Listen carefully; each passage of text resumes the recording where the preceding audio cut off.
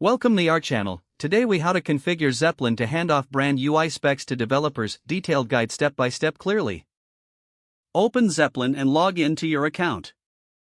Create a new project by clicking on the plus new project button. Select the platform type that matches your design, such as web, iOS, or Android. Import your design files by dragging and dropping them into the project space. Once imported, select the artboard you want to share. Click on the artboard to view its details and make sure it's set correctly for handoff. Next, ensure that all design elements are labeled accurately, as this aids developers. Review the color palette used in your design, and make sure it's reflected in the Zeplin style guide.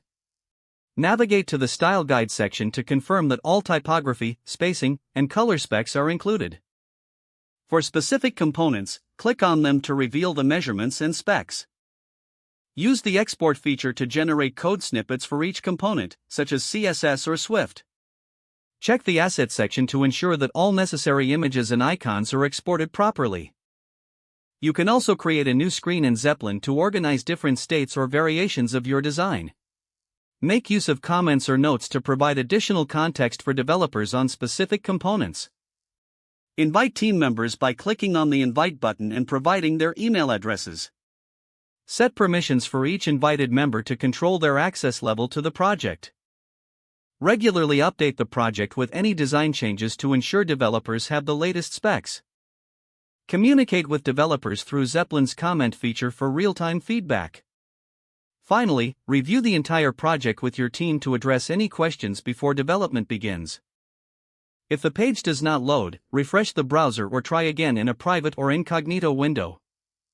Make sure you are using the correct email address, then retype it carefully to avoid small typos. If your password is not accepted, use the reset option and create a new strong password you can remember. Check your spam folder for verification or security emails, then complete any requested confirmation steps. Enable two-factor authentication if available to improve account security and reduce unauthorized access risk. After signing in, review your profile details so your contact information and settings are accurate and current.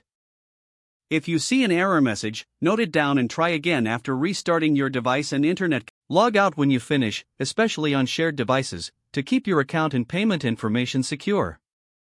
If the page does not load, refresh the browser or try again in a private or incognito window.